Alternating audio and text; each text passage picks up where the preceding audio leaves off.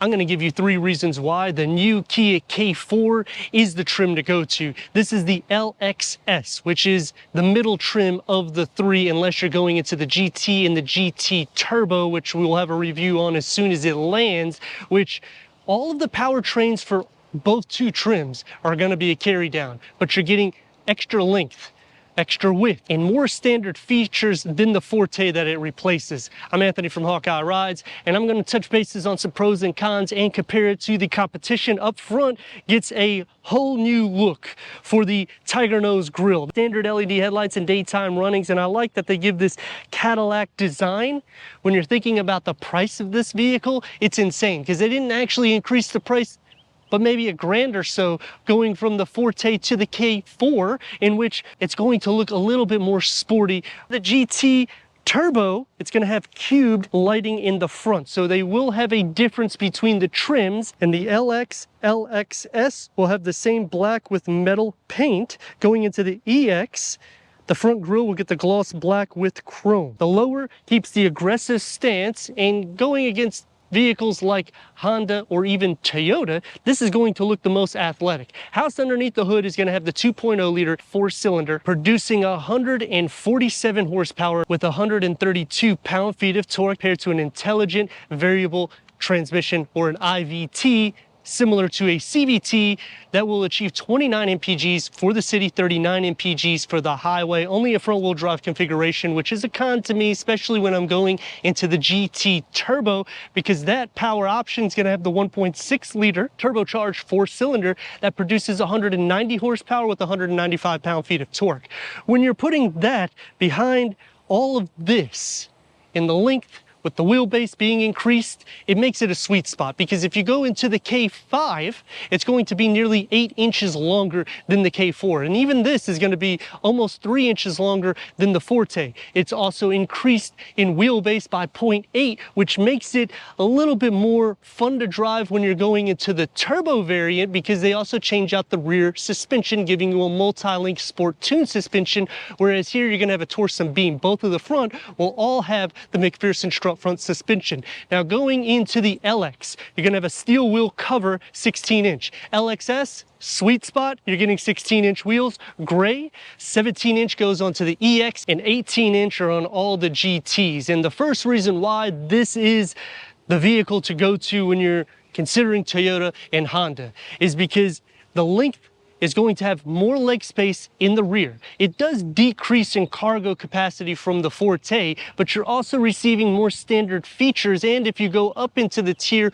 for the GT, you'll have blind spot view monitoring, which has a 360-degree reverse camera. So the cameras that's on the side on the mirrors will project in the 12.3 gauge cluster, depending on the indicator that you use, left or right, and show you the blind spots. The LXS, you already add safety features like blind spot collision avoidance assist with rear cross traffic collision avoidance assist and safe exit. So each trim will add more safety features, and going into the GT, you will also get the smart park, which will go forward and backwards. I have a bunch of TikTok and Instagram videos on that feature, which it's pretty cool. You stand around 5 to 7 feet away from the vehicle and it will go forward and backwards for you. So if someone's parked too close at a grocery store, you can move the vehicle out so you can get out of the parking lot. And the LX, you can only option 3 paint colors for the exterior, which is white, gray, and black. The LXS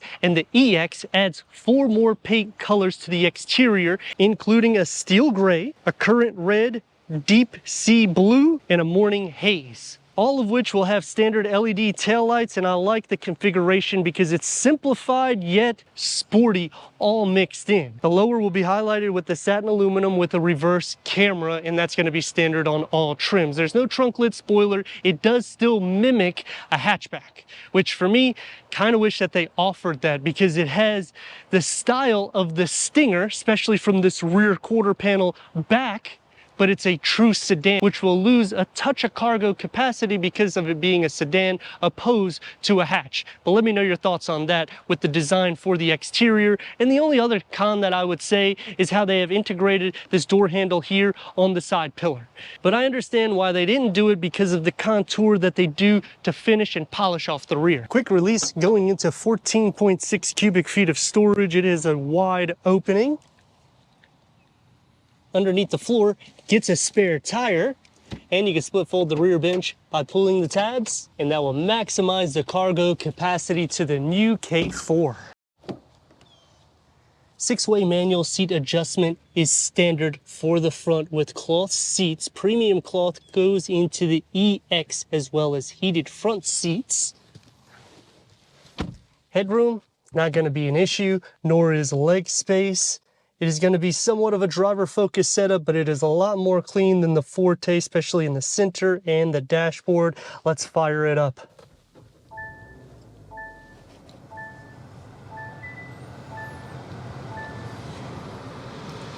Already you can tell what is new, starting with this screen configuration. So you have a 12.3 infotainment screen for the driver. It's a one-panel, two-screen layout.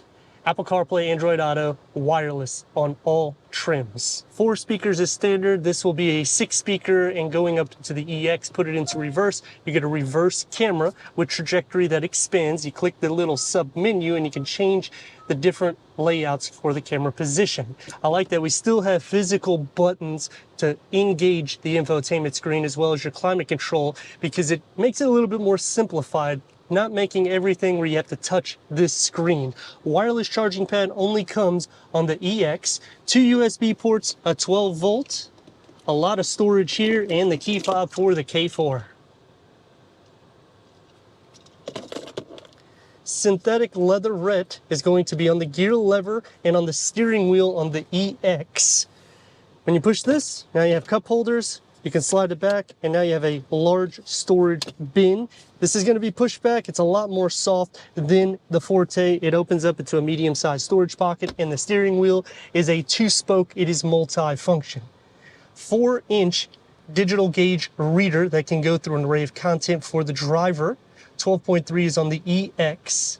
Dashboard and door panel configuring together nicely, and I like how the air vents are tucked underneath, so it keeps the Elantra style inside, but it maximizes space, because if you go into Hyundai, you're going to have a bar here that will separate the driver and passenger, and this is going to be more of a curved screen.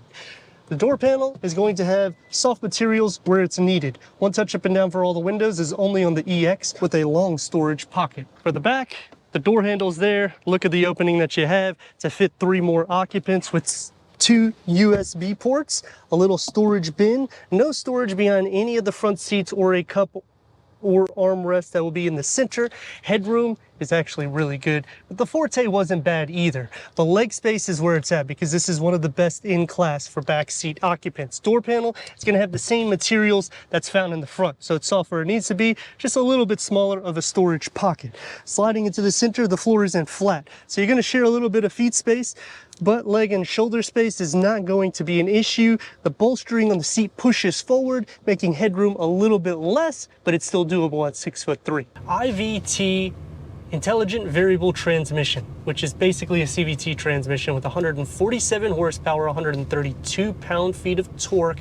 The nice thing about the K4 is it is a carryover for the performance, but everything else has been changed. You're getting a longer wheelbase, a longer length, longer width. It's actually a little bit shorter in height, and you're getting more standard amenities. So if you go into the GT, you get 190 horsepower with 195 pound-feet of torque. That's a ton, plus an automatic or a dual wet clutch automatic transmission, which makes it a little bit more fun to drive. This is going to be better for your MPGs and the daily use, and it's a smooth riding vehicle.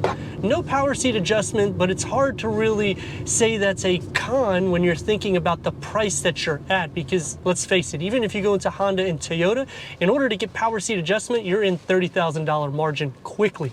This is in the mid $25,000 range. So when I'm thinking about all the features that I'm getting, it's definitely a bargain, because if you go into the EX, you're getting more standard features than a Toyota Camry, than a Corolla, than the Civic, than an Accord. So put all of that in perspective so you can see what kind of deal you're getting. Plus, it has more leg space than cars in its class for the back seat. Cargo capacity, I wish they increased it. It actually decreases almost a cubic feet from the Forte, but the interior design is a lot more better and simplified. You have buttons, so it makes it just easier to use for the interface and the climate control. Let's give her a go.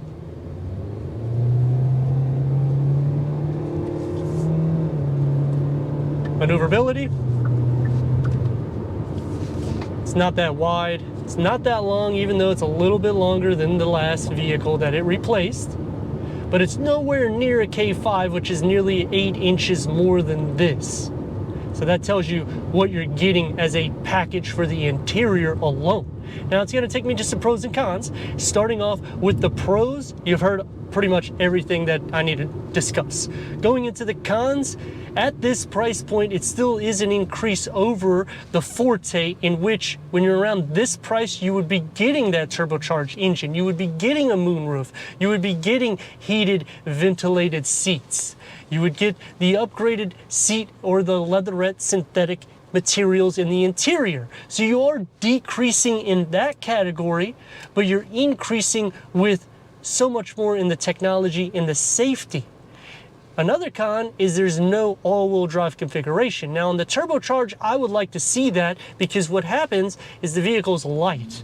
So you get a little bit more tire spinach, whereas if it was more like an intelligent all-wheel drive system, it would handle a little bit more precise, especially considering you're getting a tuned rear suspension and a multi-link rear suspension opposed to this Torsen beam. But looking for comfort, this is the way to go. Styling, hands down, I think they did a great job. It looks very futuristic, and it doesn't look identical to the Elantra, which it's pretty much the same vehicle. Even in the interior, it actually looks night and day different, because it's not a driver-focused setup. It's still used for a family vehicle. And that's the second reason why I would choose this over the competition. Now, I'm not a huge fan of the IVT transmission. I typically talk against those. But when you're at this price, I mean, even if you go into a Civic, you're getting a CVT transmission unless you go into the hybrid variant. And the hybrid variant, I mean, yeah, you're saving in fuel, and it's awesome with the performance that you're getting, because it's over 200 horsepower, which is insane for that size of a vehicle. But in the same category, I'm saving around $5,000, $6,000, maybe $7,000 here. So is it even worth thinking about getting a hybrid variant when I'm getting optimal MPGs as it is? A smooth ride, the seats is comfortable, the steering is light, the windows are large, but on the exterior, it keeps a sporty yet futuristic style. Taking me to the last reason why I would choose this over Honda and Toyota is they've taken all of the attributes of the Elantra, but made it better for a family, keeping a sporty look and yet still practical. But let me know your thoughts in the comments, and if you're new to the channel, consider subscribing. Check out the next video, merchandise, website, and Instagram. Leave a comment and a like, and I'd like to thank Regal Kia for giving us the all-new 2025 Kia K4 LXS for our car review.